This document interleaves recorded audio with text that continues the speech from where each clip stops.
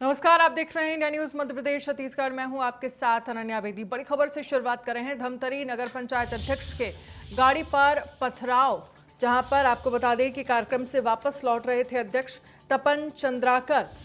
कुरुंद block के कांग्रेस के नगर पंचायत अध्यक्ष हैं। भकरा हलचलपुर में हुआ है पथराव। पुलिस ने 7 नाबालिग आरोपियों को हिरासत में लिया है।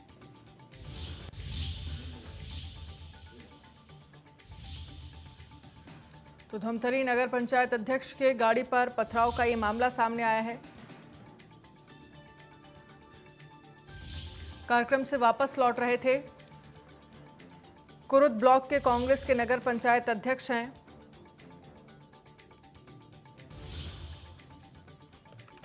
पुलिस ने 7 नाबालिग आरोपी को हिरासत में लिया है। तो धमतरी नगर पंचायत अध्यक्ष के गाड़ी पर पथराव।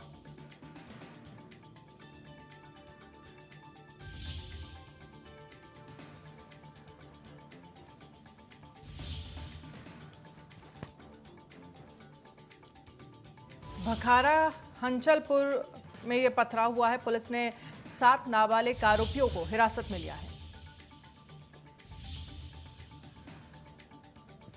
धमतरी, जहां पर नगर पंचायत अध्यक्ष की गाड़ी पर पथराव का मामला सामने आया है। कार्यक्रम से वापस लौट रहे थे अध्यक्ष तपन चंद्राकर। कुरुंद ब्लॉक के कांग्रेस के नगर पंचायत अध्यक्ष हैं। भखारा के हंचलपुर में यह पूरा पथराव हुआ है। पुलिस ने 7 नाबालिग आरोपी को हिरासत में लिया है।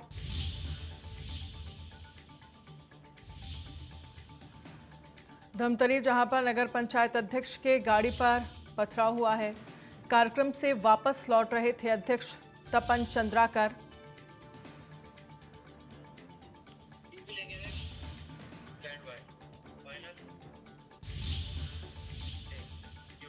वहीं सीधी में पेशाब कांड के आरोपी प्रवेश शुक्ला के घर बुलडोजर चलाया गया। तो वहीं बीजेपी ने इस घटना की जांच के लिए 4 सदस्यीय समिति का गठन किया है। आपको बता दें कि सीधी जिले में एक आदिवासी पर पेशाब करने वाले आरोपी को गिरफ्तार कर लिया गया। उस पर एनएसए लगाया गया है, जहां प्रवेश पर नशे की हालत में युवक से अभद्रता करने का आरोप है, जिसके बाद प्रशासन ने आरोप के चलते घर पर बुलडोजर चलाया। वहीं आरोपी के परिजन रोते बिलखते नजर आए।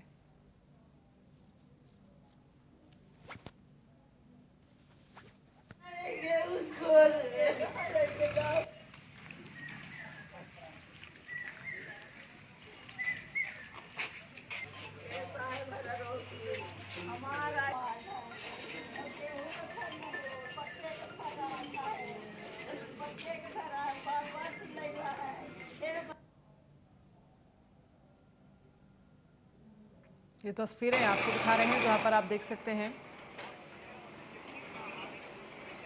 आरोपी के घर किस तरह से बुलडोजर की कार्रवाई जो है वो देखने को मिली। और इस बीच जो परिजन है वो रोते बिलखते हुए नजर आए। बीजेपी ने जांच के लिए 4 सदस्यीय कमेटी जो है वो बनाई है, इस पूरे मामले को लेकर जो जांच करेगी।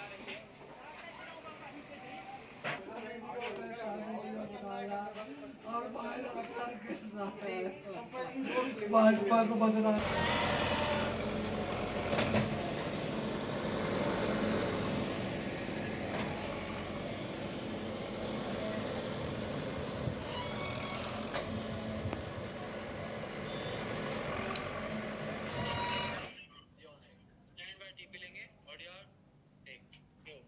आगामी एमपी विधानसभा चुनाव से पहले कांग्रेस में गुटबाजी देखने को मिल रही है। वहीं एकता का दावा करने वाली कांग्रेस की पोल उनके ही कार्यकर्ताओं ने खोल दी है।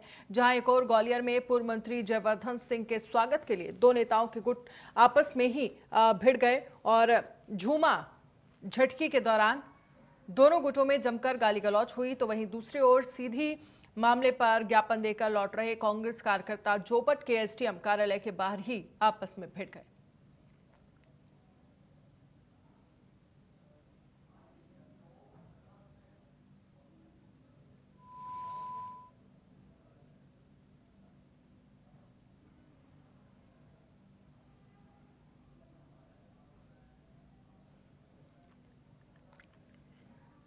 तो तो ये दो तस्वीरें, पहली तस्वीर ग्वालियर की है, दूसरी तस्वीर जो है वो अलीराजपुर की है, जहां पर आप देख सकते हैं दोनों ही तस्वीरों में किस तरह से कार्यकर्ता जो हैं वो आपस में भिड़ गए।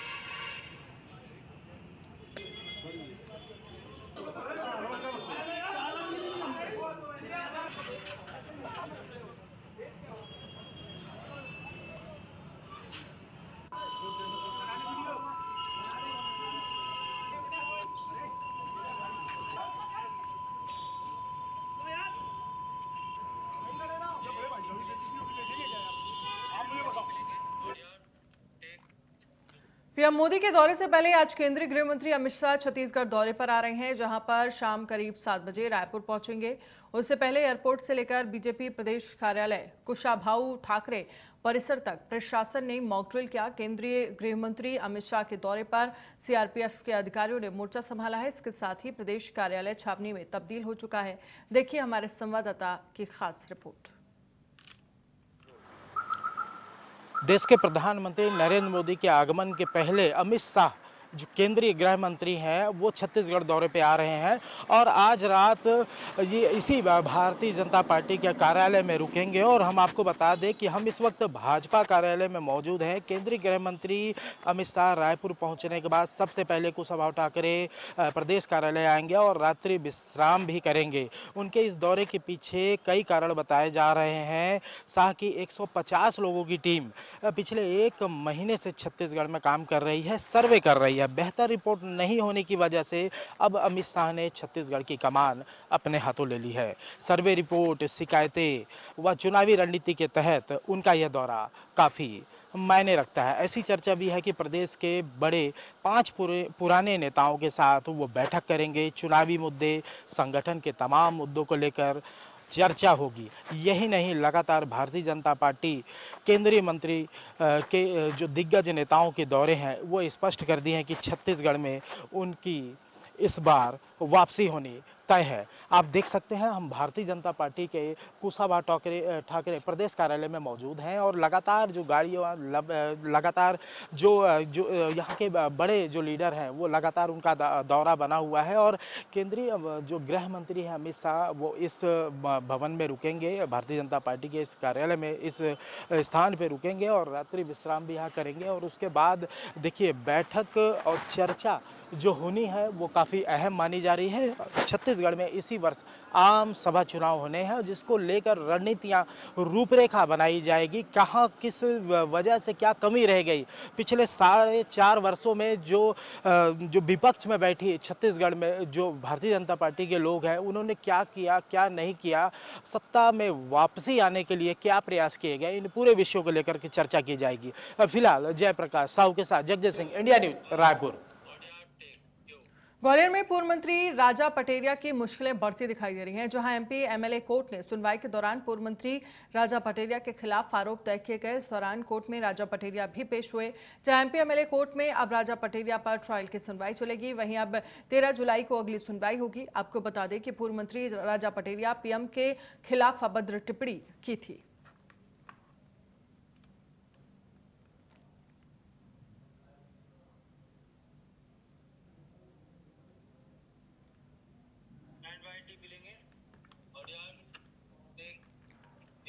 छत्तीसगढ़ में पीएम मोदी के दौरे पर छत्तीसगढ़ के पूर्व सीएम डॉक्टर रमन सिंह ने कांग्रेस पर बड़ा हमला बोला है और कहा है कि प्रधानमंत्री जब आते हैं तब राज्य का भला होता है। प्रधानमंत्री जब आते हैं तब राज्य का भला होता है। उन्होंने कहा कि प्रधानमंत्री का आना खुद में उत्साह होता है।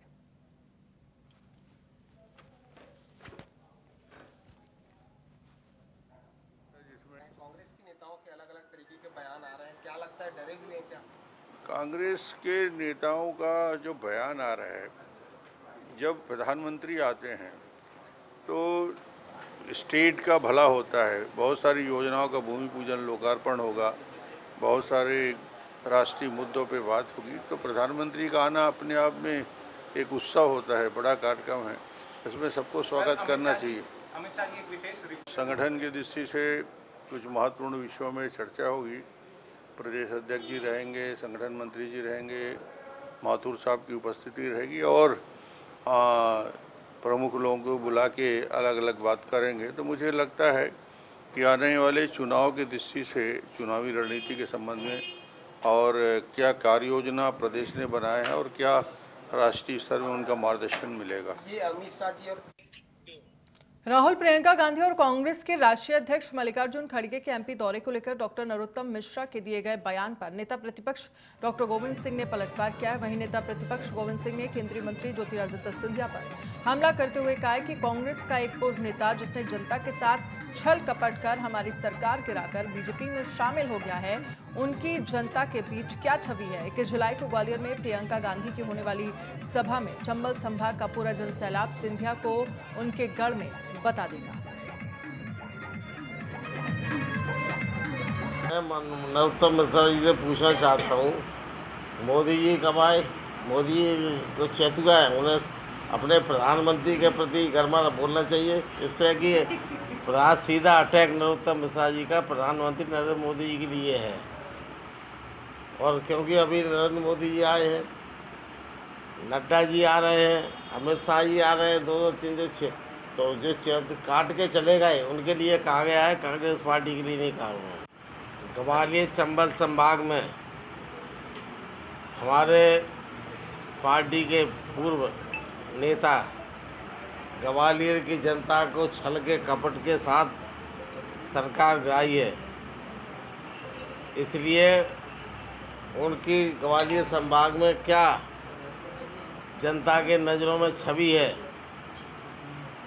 और किस प्रकार वो अपनी पार्टी में उन्होंने भारतीय जनता पार्टी में काम करने के लिए अपनी छवि बनाने का काम किया है। 21 तारीख को प्रियंका जी के नेतृत्व में पूरा जनसैलाब ग्वालियर चंबल संभाग का सिंधिया जी को उनके गढ़ में बता देंगे कि आप जन आधार आपने धोखा किया, जनता आपके साथ छोड़ चुकी है। बालाघाट में यूनिफॉर्म सिविल कोड पर आदिवासी समाज के लोगों ने विरोध करते हुए इससे आदिवासी धर्म और संस्कार पर असर होने की बात कही। इसी को लेकर हमारे बालाघाट संवाददाता आदिवासी समाज के सदस्यों से चर्चा की। सुनिए उन्होंने क्या कुछ कहा। देश में समान नागरिकता कानून लागू करने को लेकर बड़ी पहल चल रही है। खासकर इससे एक ऐसा वर्ग जिन्हें अपन आदिमानव के रूप में भी जानते हैं, आदिवासी समाज के रूप में भी जानते हैं, इस वर्ग को लेकर काफ़ी बातें हो रही कि यह वर्ग समान नागरिक संहिता को लेकर किस तरह से देखता है, क्योंकि उसका अपना कल्चर है, अपनी संस्कृति है, अपना तमाम चीज़ें आयोजन होता है।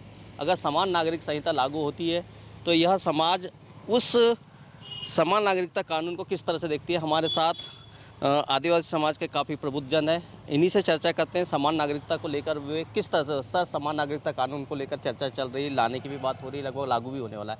क्या देखते हैं इसको लेकर किस प्रकार प्रभाव पड़ेगा आदिवासी समाज पर? समान नागरिकता संहिता अगर लागू करते हैं तो सबसे ज़्यादा जो है आदिवासी समाज को फ़र्क पड़ेगा, क्योंकि उनकी जो परंपरा है, मान्यताएं हैं, जो उनके कल्चर को निरंतर वो लागू किए हुए हैं, उस पर सबसे ज़्यादा प्रभाव पड़ेगा। क्योंकि समान नागरिकता संहिता बिल जो है वो आदिवासियों के टोटली खिलाफ है, क्योंकि आने वाले समय में जो 5वीं अनुसूची है, 6वीं अनुसूची है, जिसके तहत हम निरंतर हमारी जीवन शैली निरंतर चले आ रही है, जिसके कारण हम कॉमन संहिता बिल जो है वो आने नहीं देना चाहते। लागू नहीं करना चाहिए। लागू नहीं करना चाहिए, क्योंकि आदिवासियों का जो है अहित होगा, उससे उनका हित नहीं होगा। हमारे साथ मैडम, समान नागरिकता कानून लागू होने वाला है, क्या कहेंगे इसको लेकर? जी, लागू होना चाहिए, नहीं लागू होना चाहिए? नहीं लागू होना चाहिए। क्या क्यों? फर्क पड़ेगा उससे मतलब हमारे आदिवासियों के धर्म पर बहुत फर्क पड़ेगा। क्योंकि जैसे हमारे आदिवासी वर्ग के लोग मूर्ति पूजा को नहीं मानते हैं, जल और जमीन की वायु की पूजा करने वाले लोग हैं। तो ये लोग अगर समान अधिकार, समान कानून बनाएंगे तो उसमें उनको बाध्य होना पड़ेगा कि आप किसी देवता की पूजा करो। उसमें हमारे आदिवासियों का हित होगा और बहुत सारे नियम कानून सब लागू नहीं हो पाएंगे, उससे आदिवासी बहुत परेशान हो जाएंगे। आप किस तरह से देखती हैं इस कानून को? मैं ये देखती हूँ इसमें कि ये जो कॉमन सिविल कोड है, ये वाकई में लागू नहीं होना चाहिए, क्योंकि हमारी जो संस्कृति उस पर एक कुठाराघात है। सीधी सी बात है, इसमें हमारी संस्कृति का संपूर्ण नाश है। क्योंकि अगर कॉमन सिविल कोड लागू होता है तो हमारी रूढ़ी, परंपरा, प्रथाएं जो भी लागू है वो सब यानी खत्म हो जाएंगी एक प्रकार से। हाँ, हमको बाध्य कर दिया जाएगा कि आपको ये मानना है। तो क्योंकि आज की स्थिति में यदि हम देखें, जबकि हमको आरक्षण प्राप्त है, उसके बावजूद भी हमारे बहुत से समाज के व्यक्तियों के साथ में ऐसी ऐसी घटनाएं घट रही है।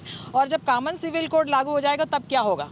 अभी आप ही खुद देख रहे हैं कि जो चर्चा में है कि एक व्यक्ति ने, यानी वो बीजेपी का है, उसने एक आदिवासी लड़के के ऊपर पेशाब कर दिया। एक हमारी बिरसा में एक महिला है, उसको एक यादव समाज के व्यक्ति ने इतना परेशान कर डाला कि उस महिला ने आत्महत्या कर ली और यहाँ पर कोई FIR लिखने तैयार नहीं है। तो कॉमन सिविल कोड यदि लागू हो जाएगा तो हमारी सुनने वाला कौन है, आप बताइए। नहीं लागू होना चाहिए। नहीं लागू होना चाहिए, मैं इसका बिल्कुल पूर्ण रूप से विरोध करती हूँ।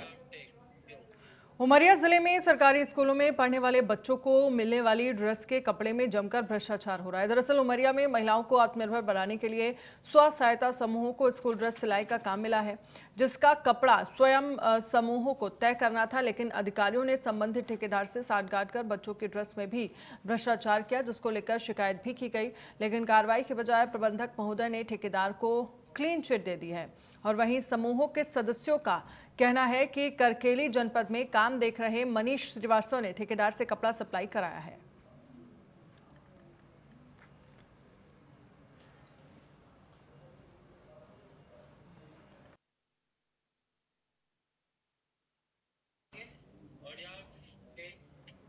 निवाड़ी के नया खेरा ग्राम की शासकीय प्राथमिक शाला के प्रधान अध्यापक की अश्लील वीडियो का मामला दिन बर दिन गर्माता जा रहा है। आज फिर ग्रामीणों ने हंगामा करते हुए शाला के गेट पर ताला जड़ दिया और कार्रवाई की मांग की है। हंगामे का पता चलते ही निवाड़ी विधायक अनिल जैन और तमाम पुलिसकर्मी मौके पर पहुंचे और ग्रामीणों को जैसे तैसे शांत करवाया।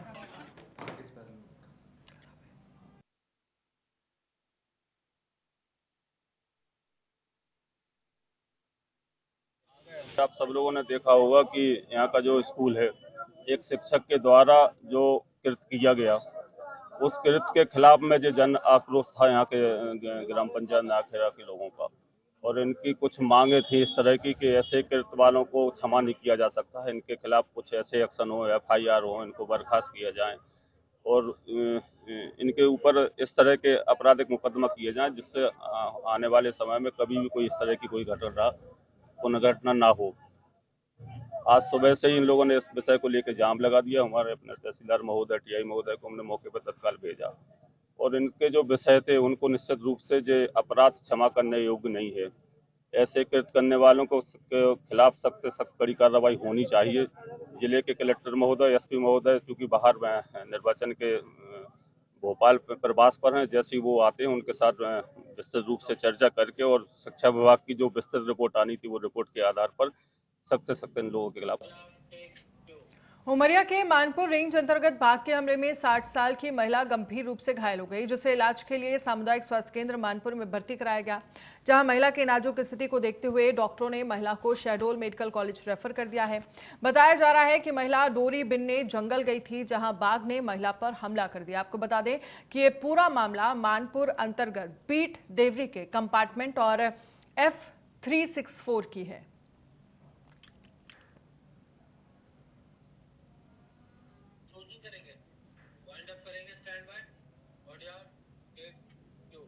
बुलेटिन में फिलहाल इतना ही। आप बने रहिए इंडिया न्यूज मध्य प्रदेश छत्तीसगढ़ के साथ।